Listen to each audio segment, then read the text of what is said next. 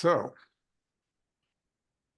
here we are again, and I think we've been talking about Eros creativity, and I think we've been kind of just letting it rip, and I guess we're going to continue to do that. I'm not sure if that's the most cogent way of expressing this, but it's definitely the most edgy, and um, and maybe that's the quality that I think we're reaching for, is this space where we don't quite know. And then what's the energy of that space where we don't know? And what do we do with that? Do we fall back to something that we know, Mm-hmm. some verbal or intellectual riff? Um, do we create something new? I mean, in a way, we've done this now for 3 sessions, Four 4 sessions. sessions. This Okay, is our so fifth. Yeah. in a way, we've maybe exhausted the the easy intellectual, conceptual framing, and now we're really kind of in the, all right, where do we go from here space? And I don't really know. And then you just said to me, well, you take it in the beginning. It's like, well, thanks, Lindsay. I can do Uh, it. There's always things I'm curious about and yeah, chewing on, but yeah. if there's something that you're, Well, in terms of being transparent about what we're actually engaging, mm-hmm. to me, we're engaging in this space where I literally don't know what we're investigating. I can feel into it. I can attempt to give it words. I can attempt to include those who are listening and participating in this moment, but also those who will in some future, like the future present is collapsed because Here's it's, looking at you. yeah, it's both those things, right? And so that's a space that my intellectual mind is not well suited to capture. Mm. And my social being would rather not be so exposed, to failure, to Mm. stupidity, to Mm-hmm. being foolish. So there's something about all that that is the energy that we're trying to touch into. Um, and then I think the question that for me also is like that, all that energy is going, and then there's this physical body that I inhabit, which has to hold that space, right? So you're the embodiment expert, but there's the tensions around the not knowing. We're not really suited to not know physically, right? Like there's a fear factor, there's a factor of possible death. We go back biologically into the jungle, right? Like not knowing what's around me, what animals are there going to eat me. In this case, these are hypothetical animals, psychological animals, of being foolish or being, you know, um, not brilliant, right? Those animals can eat me, and I feel that as a tension. But that tension is also wrapped around the energy itself, right? The energy is pushing. The resistance is that fear. And that's really what we're talking about when we talk about Eros. And it's creating this conversation, I suppose. Mm. What do you see anywhere to go with that? Well, I don't construct things similarly. Right. I'm very comfortable with the unknown, and I think we are designed for that. Mm-hmm. I think it's where delight comes from, and surprise, and so, um, anyways. It's amazing that your genetic line survived the tigers in the jungle. Well, Like it I makes can you understand how I nimble. came to be, because my people obviously were very careful, cautious, and wanted to know what was Uh-huh. behind the trees. But you're like dancing through the forest, a No, tasty no. morsel for the You tigers. have to be aware that you don't know in order to actually engage with what is. If Mm-hmm. you are too, staunchly stuck with what you know, you might not be prepared for the unknown thing that Mm-hmm. occurs. Mm-hmm. So I think there's a reason to find delight in the unknown and stay on your toes with surprise, Mm, even biologically. mhm. But Well, I mean, I'm really clear that I not only do I not know, but I can't know, but there's also this drive to know.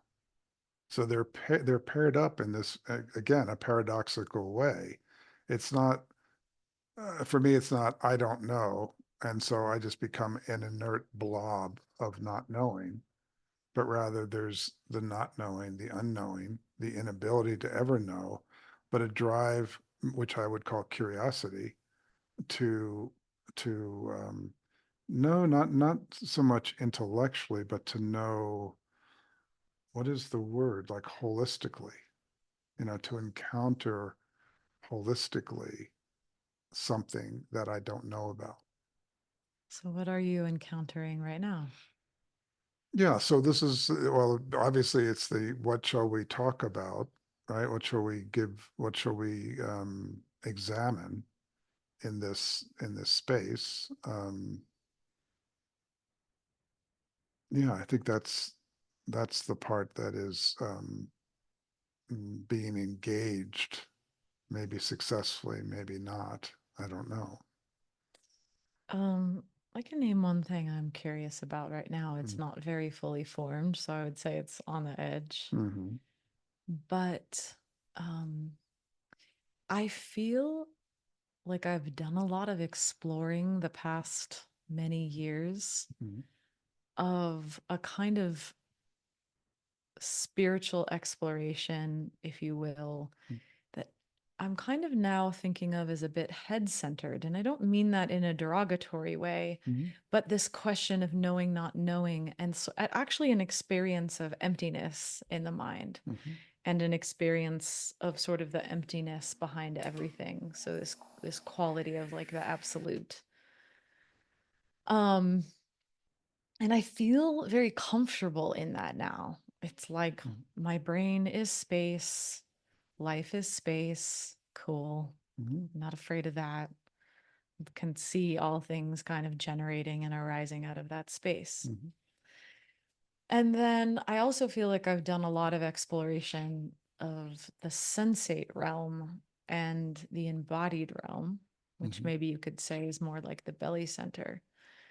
But the thing that I'm curious about right now is the quality of a heart mhm, center, or like I'm feeling a bit more of like movement and sort of awakening mhm, in my heart. And it's very different mhm, than this like empty space quality. mhm, It's um very different.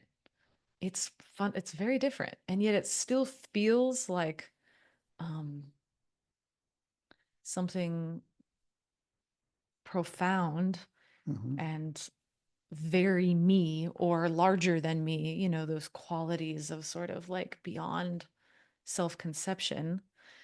But mhm, it doesn't have that like clear sky quality of mhm, the mind. It's tender and relational mhm, and beautiful, mhm, has beauty mhm, and yeah, my mind almost doesn't know what to do with it. mhm. It's so different. Um, Yeah, yeah. so does it have objects in it?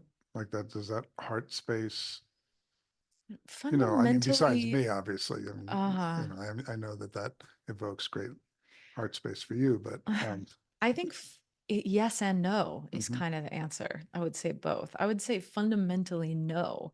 It's like mhm, a movement itself, and its fullness mhm, is itself. It's mhm, not about mhm. what's Well, evoking the fullness per se. But what's interesting is other does seem to be intrinsic to it somehow. mhm, So it feels paradoxical in a way I don't mhm, quite understand. mhm. Yeah. And so how do you make, how do you know that that exists? Like when you say the heart center, like what are the attributes that allow you to speak of it as that, as different from what you said before, the belly or this big mind? Like what are the attributes? What are the things that contain it, describe it? Tell me more about what the actual experience of it is.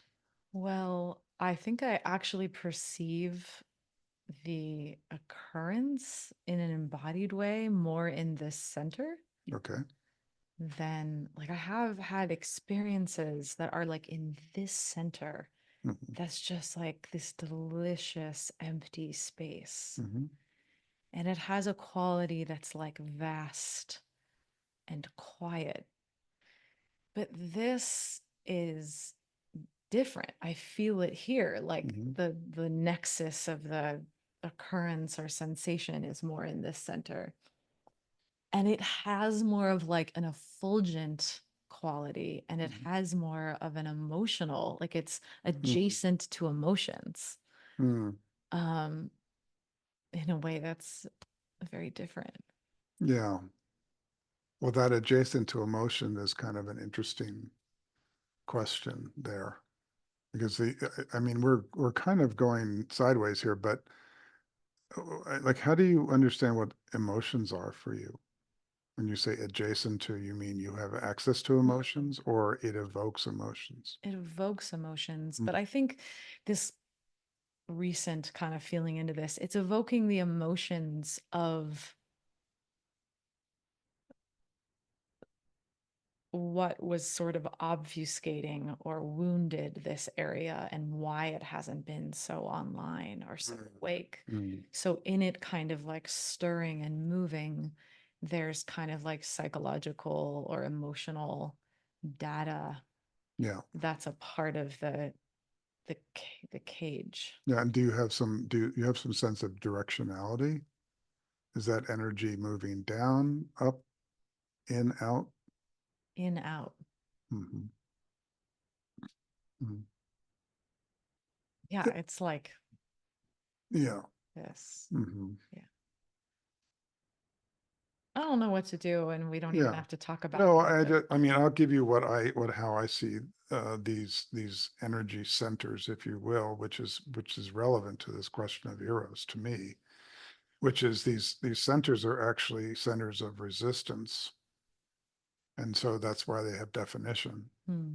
If they didn't have resistance, they wouldn't have definition. We wouldn't be able to talk intelligently about the heart or the Mhm. belly or even the big mind.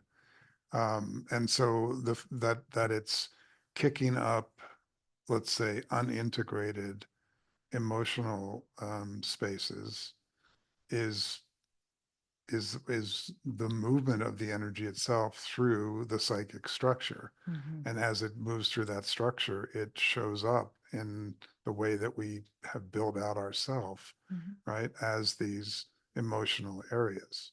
My father was mean to me. My mother didn't love me, right? Those are the story. But then underneath that is the emotion, the feeling of abandonment, the feeling of longing or connection. Mhm. And then we can do with that what we will.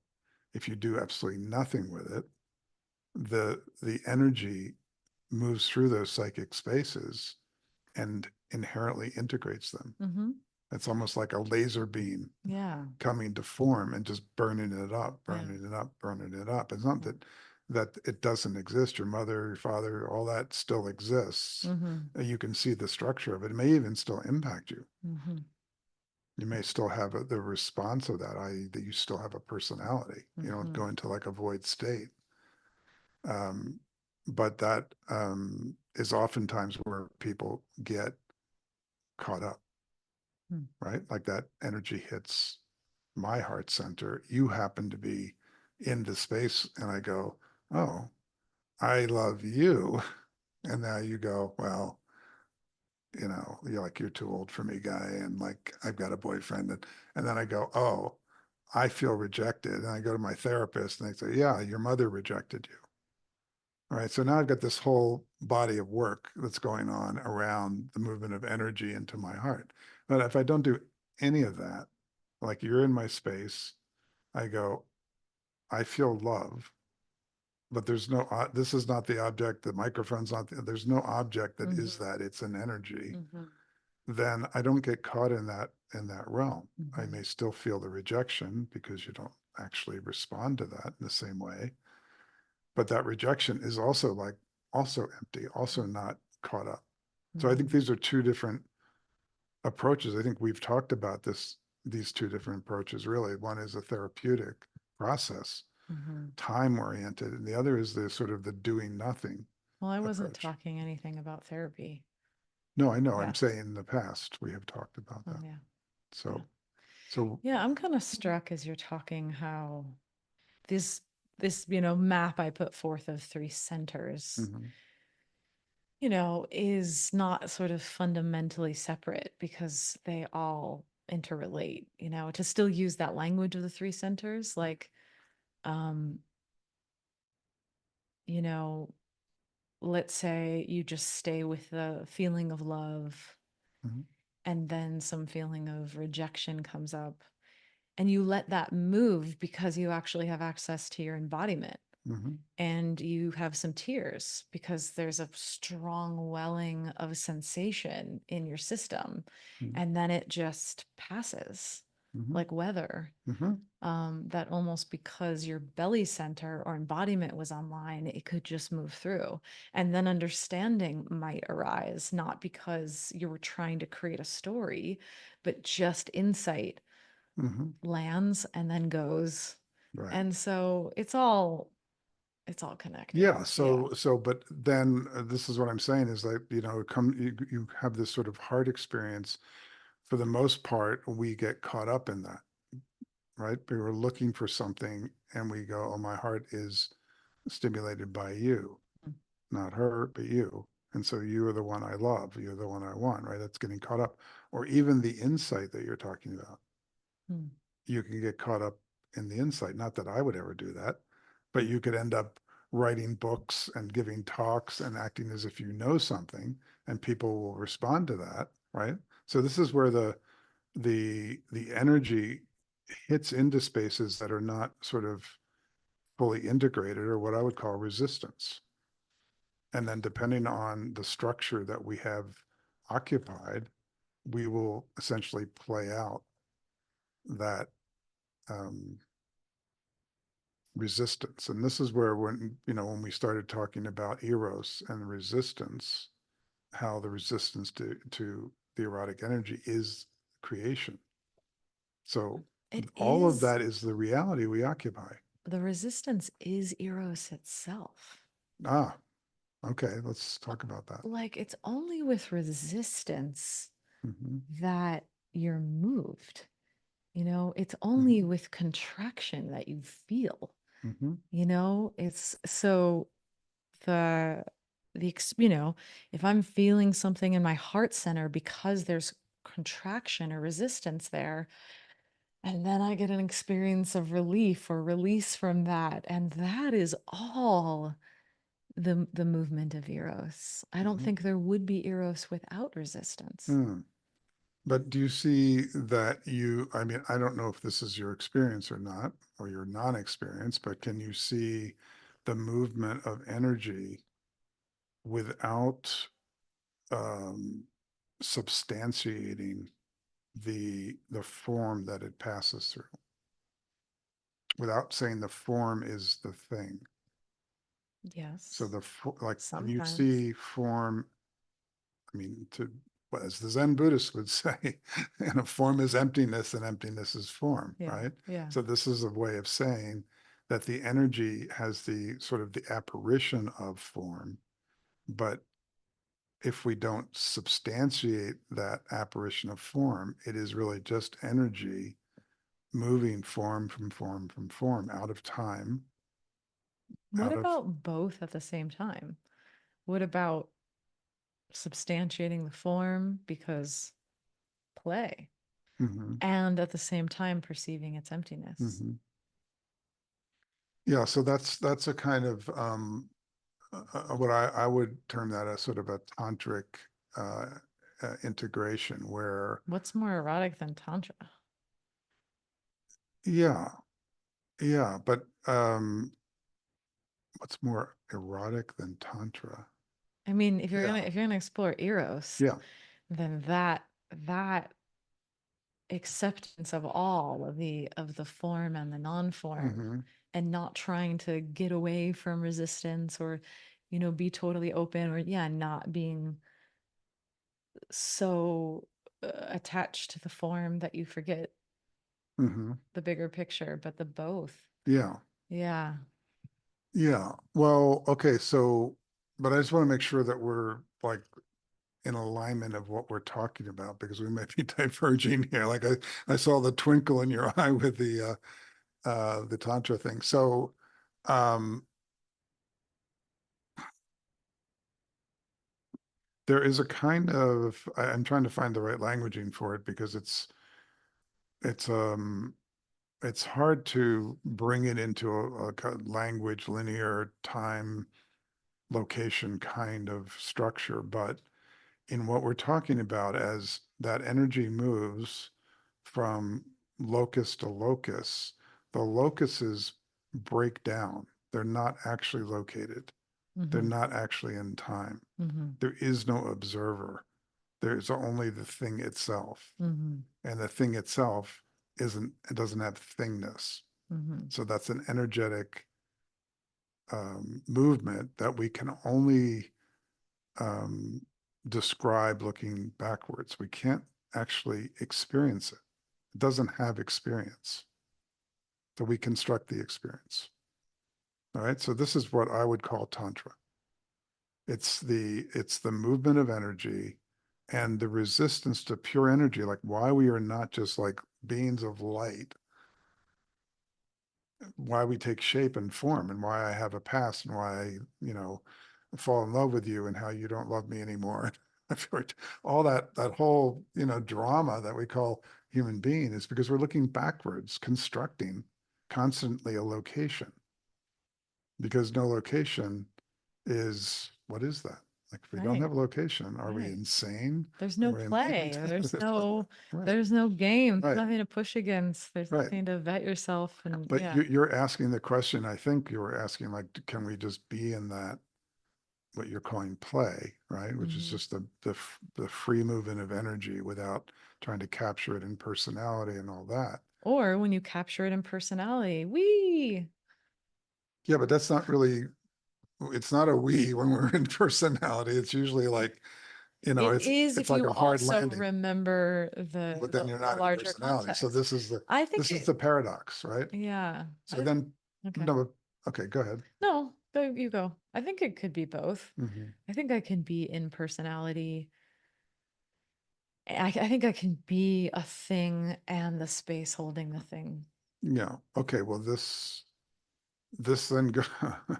I mean, again, I think we're trying to find language for stuff here that's challenging at best. But so when I say, okay, I'm in personality, but um, I'm actually energy, and I'm not caught in that personality. Then where am I?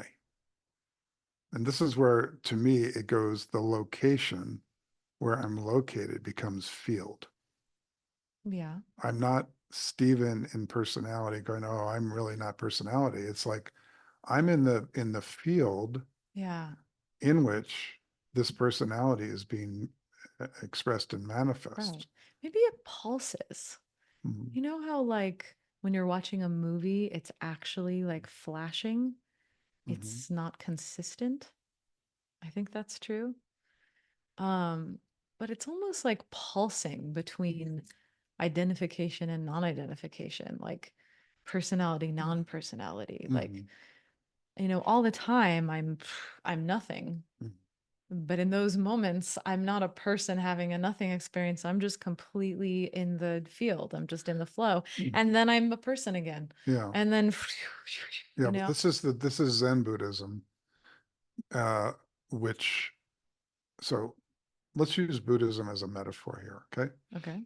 So Vipassana, which is like sort of the original Buddhism, was um, um, form is empty. right? So you just, basically you sat there, you broke through, you saw that it's all empty, there's nothing. Then Zen came along and said, okay, that's accurate. And I come back into form, which is the form is emptiness, emptiness is form. So Vipassana is just like form is empty. Zen comes along and says, form is empty, emptiness is form. This is kind of what I hear you saying. I might not be. Okay, well, then let's Yeah. leave you out of it for now. Okay. Yeah. And then,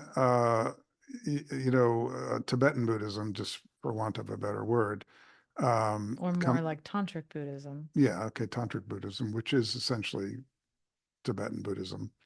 And in that, particularly the Dzogchen aspect of that is, yes, form is empty, and yes, emptiness is form, and the whole thing collapses into one thing, and that is form emptiness. I mean, I don't know what their language is for it, some Tibetan word. And in that, the whole thing collapses into a unitary and non-dual, but very alive. And I think this is where you're going with this, right? Yeah. Okay. Yeah. So now, and now what? Right. So when we talk about Eros, I don't feel talking about resistance and trying to like not have resistance. I don't understand that because the resistance is a part of the one thing. Mm-hmm. There's no getting out of that. That's a major quality of energy, Mm-hmm. you could say.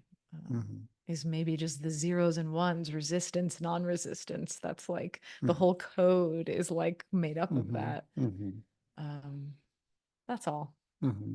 So where are you going with that though? I'm not going What anywhere. shall we, what shall we, what should we explore? Or what's the directionality of that, if you will? I Or that's is it just actually a like, really interesting question. mm-hmm. It does kind of tend to land me in a place where there's nothing to do. Hmm. So, Hmm. except all the things that are gonna be done. Mm-hmm. Well, I mean, like having written the book on that subject 25 years ago now, maybe more, um, I noticed that for the last 25 years, there's been a lot of movement, a lot of directionality, a lot of expression, right? So, I mean, I personally, having like looked at that and went, okay, yes, this is the case. I didn't just become like a speck collapsed into like nothingness. Hmm. So something else is happening. Now, to me, the question is, how do you like, well, first of all, the primary one is, where am I located in this? Like, where am I in this? And I can say, well, there is no me. Cool. Do nothing. There's no me, right? That's like, you know, everybody got that decades ago. So there's no me, there's no doing. And yet there is something extremely dynamic taking place, right? Hmm. That there is something, not nothing. It's dynamic. So where am I in this? And I don't find like I don't exist, which I agree I don't exist. Find that as an addressing that question. So where are you, like right now, in this? I mean, I don't know if you Hmm. can answer that theoretically. Hmm. Where are you in it? Yeah. Right now? Like, what is, So yeah, yeah, so there's, I mean, and let's talk about this somatically if you want. yeah, yeah. But the sense of location, or the sense of physicality, is wider than, broader than the sense of where my body is. In other words, my body, and I would say my mind, and all the things we talked about as resistance, is something which exists within, but is not contained to the location. Like the location is wider than that. Mm.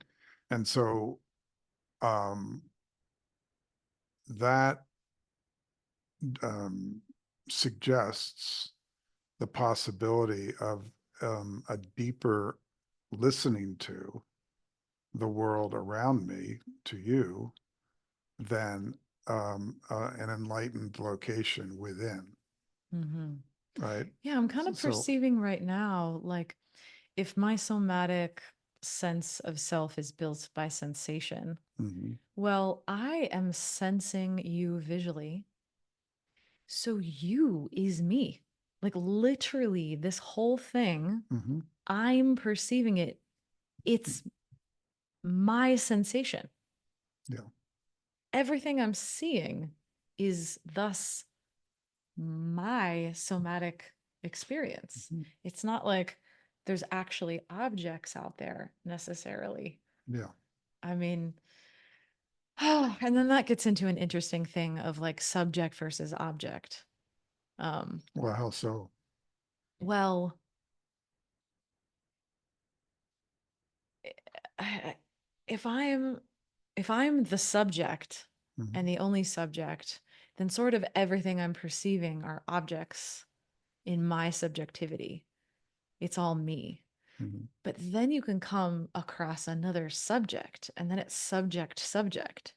mhm, And that's just an interesting mhm, interface. mhm, mhm. Yeah, um, so I mean, I'd like to restate the way you're using those words, because I think what you're saying and the way I would see it is that it's all subject, like there's no object.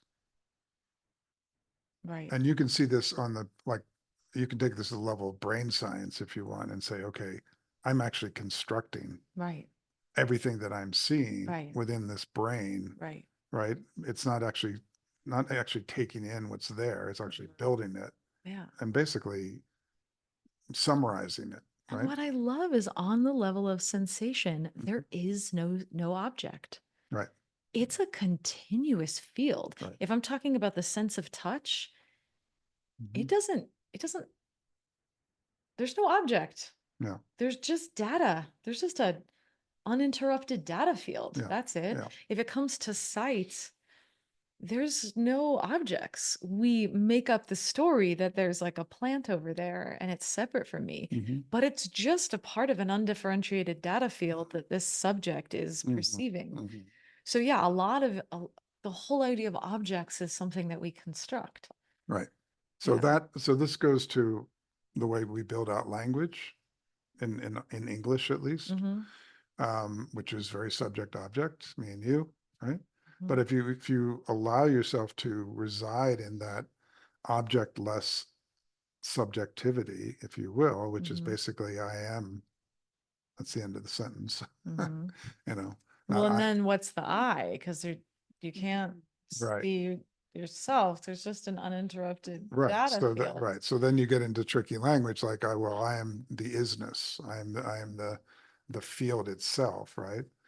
Um, and that I think is part of what we're exploring in terms of, okay, what does that even mean? Like, how do I live in that? Because I'm so used to reverting back to subject object, Mm-hmm. and I know that one very well. Mm-hmm. And I even know how to, manipulate what turns out to be myself.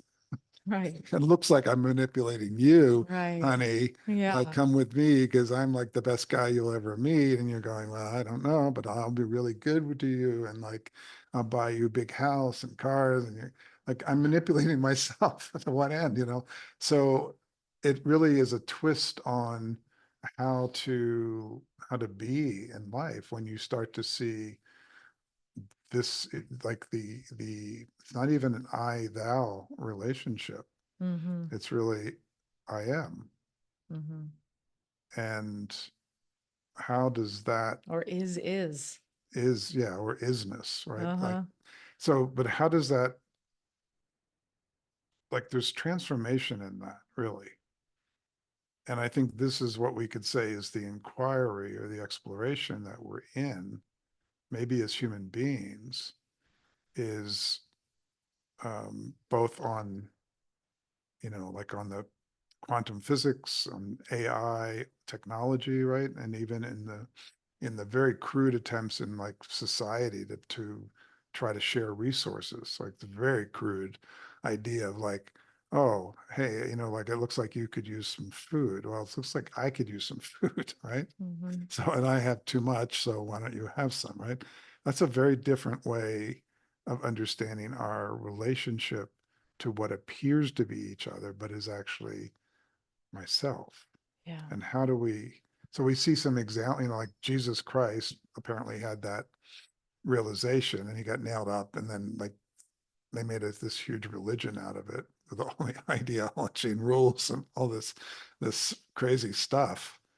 So Oh, you know what's cool in that is like he never got nailed up. If you view the whole story from another perspective, from the transformative one, right, he couldn't be nailed. That's the whole thing. yeah, You couldn't nail the guy down right, right. because he wasn't, Yeah, in the object but world. even he Yeah. lost it. I mean, remember, like he Right. was Well, like, that's the pulsation. Dad, why are you doing this, man? Like I was being cool and like you got me nailed up here. Right. Because So ouch. yeah, because it hurt. Yeah. Right. And this goes back a little bit to the somatic, which is um yeah, like the feeling of hunger, the feeling of pain, right? That um tends to bring us into location, or the Which apparition of certainly brings up location. Right. resistance. Yeah. And in the same way, your pain may bring that feeling up in me, but the pain of the person down the street that I hear about, okay, too bad for them, right? So that maybe this comes back to the heart, right? Oh, Mm. that's interesting. So Mm. there may be ways that we are underdeveloped in our isness about how to be multiplicities of locuses Mm. and still retain that intelligence of Mhm. field orientation. Mhm. And Right. The heart would be the interface between the vertical and the horizontal, between the emptiness and mm, and the so, yeah, the manifest. yeah, And that is interesting. yeah, It's different than just going into the nothing space, yeah, or the completely cathected space. And yeah. it's like, yeah. It's almost like the feeling of delight in the illusion of multiplicity and the Right. knowing that it's an illusion. Yeah. So I see Yeah. you and I'm delighted at Yeah. the apparition of you. Right. Like But what an amazing thing, right, right. So And if you like, can do that too when something shitty's happening, like, right. wow, who wrote Well, that in the story? but that's a different center. And I mean, those plexuses are a little bit more challenging, right? Uh-huh. And then so yeah. Okay. So where are we with all this? I'll share one thought I had earlier. You mentioned, I think I was talking about the uninterrupted data field, and you said the word transformation. Yeah. And I kind of had this image of like the reason that perspective is transformative is you're kind of like retracting your investment for a moment. It's like a place where the ball bearing is really well oiled and it can go to a different place. Mm, When you're super invested in a realm of objects or in a story, you can't move. It's not flexible. But to be able to like mhm, access, whether it's constantly or a pulsating toggling between the two, I'm mm, not sure. But to return to the place where the ball bearing has absolute free movement, mhm, um, allows you to then sort of re-enter the story, um, with play or play a different role. You mm, know, it might not be that you leave forever and just mhm, give up on story forever, but play is, when you think of kids playing, they're able to be like, okay, you're the pirate, mhm, and like, I'm gonna come and like steal your, you know what I mean? You're just, and then next you're two lizards, you know what I mean? It's like mhm, play is mhm, sort of engaging other and form from a place of a very well-oiled ball bearing. So Yeah. that was a Yeah. thought. So, yeah. And I think this is, well, there's two things here. One is I think there are some, maybe a differential gear is I like the ball bearing thing, but maybe a differential gear What's the because, differential yeah, gear? I'm glad you asked that question. One of the more compelling questions. I mean, like essentially, like there's two tires on a car, right? Uh-huh. And so if you go around a curve, one's turning faster than the other. And so if you didn't have, so if they were just on a fixed axle, one would drag and the other would turn, right?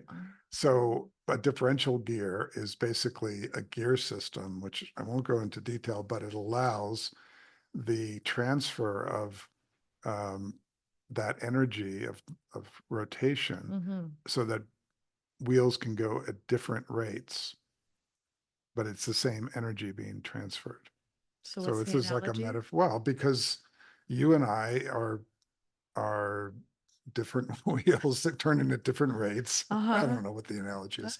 Like the differential is, I mean, I had the image of the unitary energy having these different expressions, but it's the energy is the same. The field is the same, right? But it's showing up in these different forms. And then we're talking about the heart as being this sort of the light in the regard of those different forms, right? At the same time, knowing that they're empty forms, and yet they're giving expression. Right. So does this fit kind of with that analogy? Because I'm obviously not a car person. Apparently, I'm not either. Oh no, no, I kind of picking it up, but it's kind of like we could perhaps cultivate our differential capacity, meaning we can take the forms that are needed, that the energy is demanding of us, that the field is demanding of us, because we're in touch with the meta process. Yeah. Whereas if we were really stuck in only operating a certain way, that would mess up the car going around the corner and Yeah. it would fall apart and Yeah. I would say, look at you and go, okay, you're not moving the way I'm moving. And so there's something wrong with you. You need to be more like me. Or conversely, oh, I wish I could move like you. Something's wrong with me. I need to improve myself. But the notion of the differential is that we're moving differently as an expression of something that's the same. And so in some ways, the dialogue space, the space of apprehending the unitary, but giving full expression to the individual and seeing the other individual as a co-equal expression of that, as irritating as you are, as like opinionated as you are, as, I'm so right and I know so much and you know so little, right? Like that whole thing that we do with each, or vice versa, like, oh man, you're the expert and I don't know anything. Like you're so amazing and you're up on the pedestal and you obviously have had great insight and I'm just a beginner, right? These contrivances, the dialogic space basically cuts through all that, but it does require that we can apprehend that field, right? That's a cool analogy for what a dialogue space is. Yeah.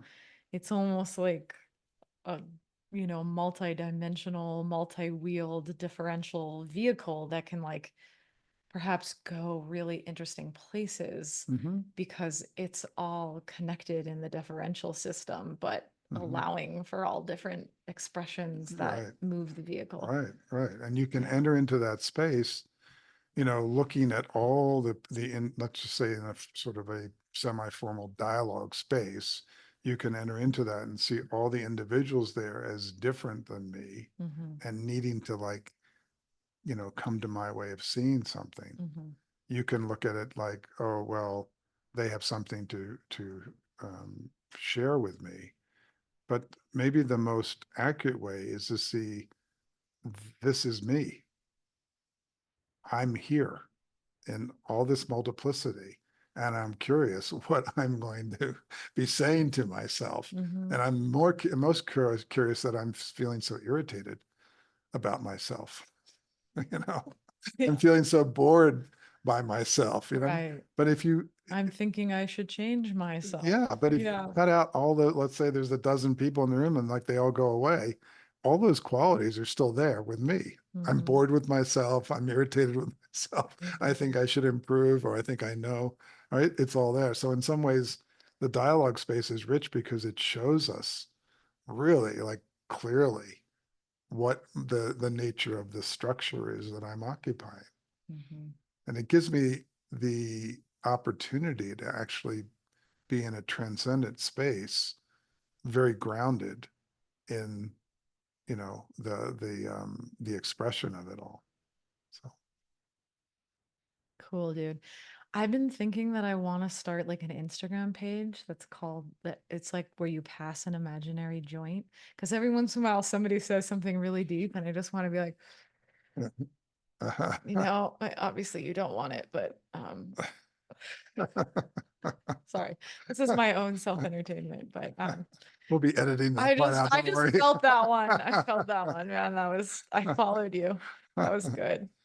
Yeah, that's why we Anyways, pay you the yeah. big bucks to bring in the entertainment piece of this. I always have Uh, mm, an imaginary joint with me. mm. Um, cool, dude. Cool dude. Cool, Okay. dude. All That's right. great. All right. So Yeah, are let's do we like it. at time or close to? We have some time perhaps for interaction if anyone wants to say something intelligent or unintelligent or I anything at do. all. Hi. I do. I am so excited about today because this is my exact exploration right now to be in this uh, who I am thing, and then to see myself switching back to forgetting that, and just having interactions that I think are between me and somebody else. So this was great. And what I'm finding is it happens mostly when I go to bed at night, that I tell myself, it doesn't matter if you go to sleep or not, just lay there. And then I'll go to sleep. And then I'll wake up during the night or in the morning, and some things will just come to me.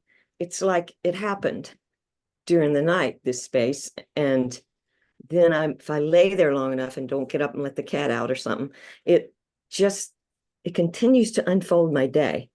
And then I forget, and then I Mm. might relax in the shade under a tree or on the ground or in the ocean.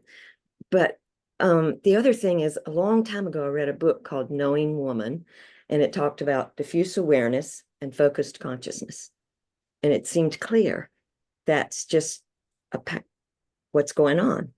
And I then wrote The Irrational Person's Revolution, to after realizing I had gotten caught up in trying to be the focused consciousness. So Mm. Hmm. thank you for exploring this.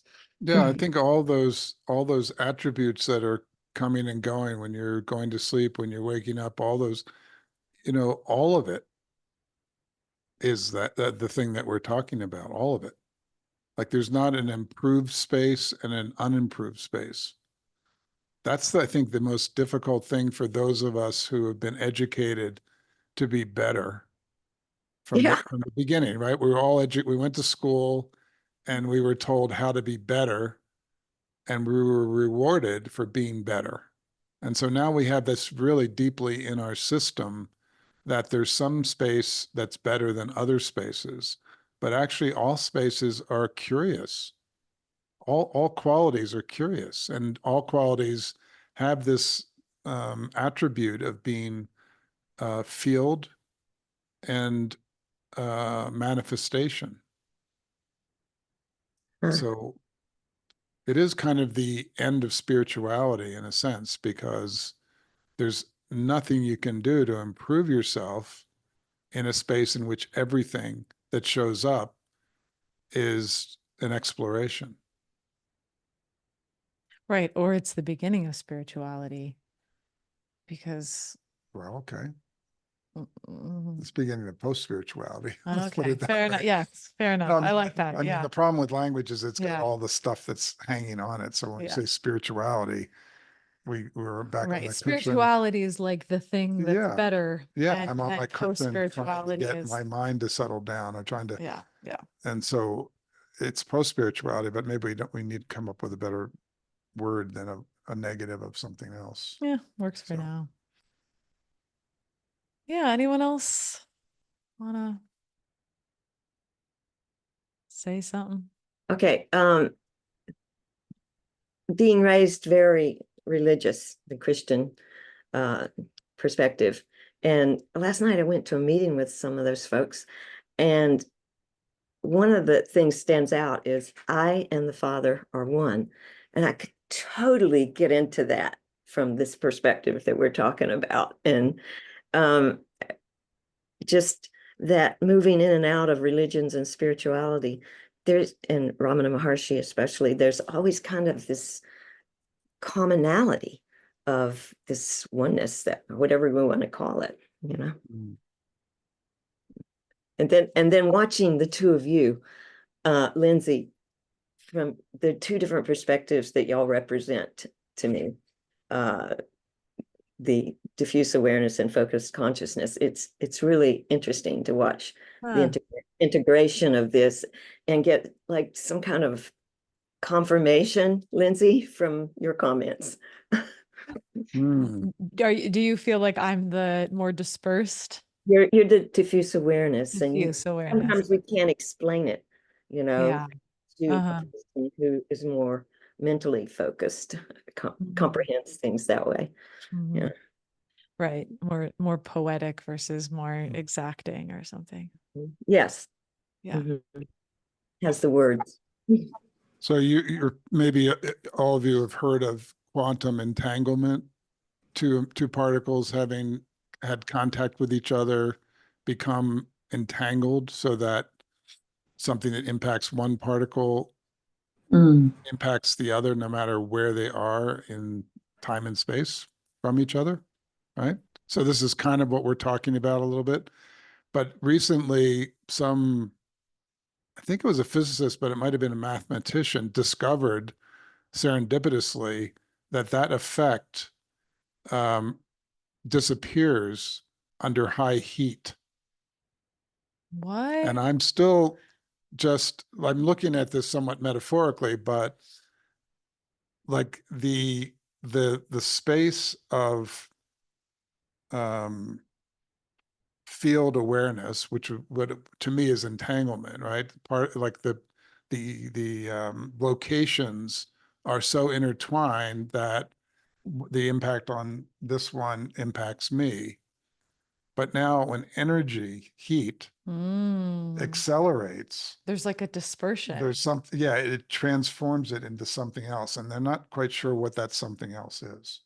So I guess what I'm saying is that while we're curious about and try to give words to what we're doing, we really don't fully know anything about what we're in the middle of.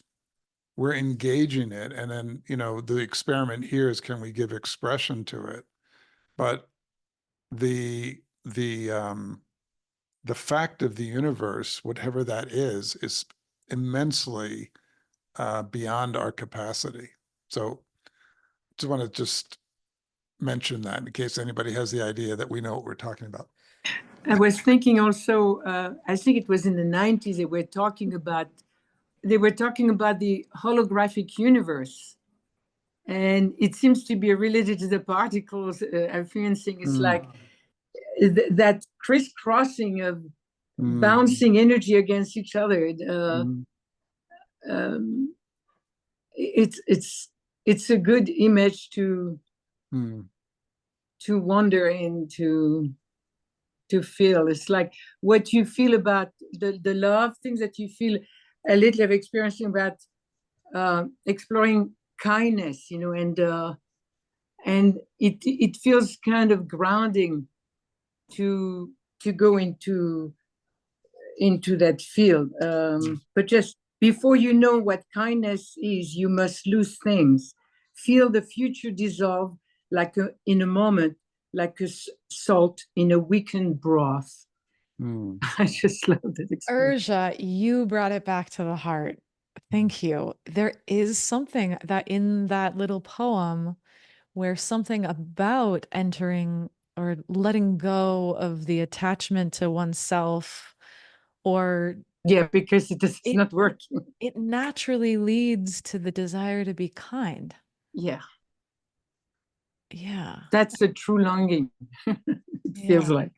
Yeah. Anyway, it's Thank you. it gives it something, like a grounding effect. I feels like. Yeah. Yeah. Uh, But what also when going on what you were saying, Stephen, about that quantum entanglement, there, I mean, there has to be something for it to be entangled to, right? So is there as long as we're thinking or as long as thoughts there making a something, then there's entanglement. But then when there's not, then what is there to be entangled? Yeah. Well, the nature of quantum entanglement is a kind of state of a particle becomes not a particle because it's entangled. And so it's located in more than one place, essentially, because it's not bound by time and space. So in a sense, it's not just I'm not, right? Like this idea that I'm not a self, I'm a no self. It's actually much more imaginative than that. And again, we don't really have the language for it, but looking at just using this very metaphoric language of two particles entangled, they become not a particle. They become something else, some other energy form. They become a field of relatedness in which there's no location for either one of them because they're bilocated. And if you take that on a massive scale, which we could say is the universe, then you begin to see that there's this massive universe of particles which are not particles, which are actually energy taking shape, and then that shape not even being a shape. It's a little bit beyond a descriptive language. I mean, in a way, this dialogue that we're all encountering is a mutation. Like we're struggling, we're touching into something, but as our conditioning is all separation. Yeah. But we're now in a space in which we're engaging each other in a non-separated way. And there's a mutation there. In the same way, mirror neurons in our brain allow us to feel the other being. Something else may be mutating where we feel not just the other being, but all beings. And we feel that we are like other beings because we don't exist, but we do. And I don't know how that shows up in the brain, or if that just shows up in some sort of energy field that's not embodied at all. This is the curiosity, and we're all in this exploration because we all are me. And I'm Yeah, not. yeah, because I mean, from what they're saying, the space, there's no space. Right. There's no space at all. That's right. There's no distance. Yeah. Yep. So Yeah. that's where this gets interesting. Yeah. Totally. It's a collapse into the unitary, but it's also the multiplicity. It's both. It's like a state of both end. And it's a paradox that we're not well suited to, let's say, quote, understand, but we may be very suited to actually be. And so it's almost like we have to resign from understanding and reside in being, and then from that generate or create a new understanding. And that would be what I would call culture, that new understanding. And that's what I think we were all doing in these online spaces right now, is trying to fumble around for what that might look like. And with that, I think our time is up. I thank you. Yeah, thank I- you so I- much. It's really nice to enjoyed it. interact. Yeah, I think the interaction is really great, actually, and maybe we can try to include more of that in our time together, because it's actually pretty nice. Good Have a good one. Thank you all. Thank you. Bye-bye.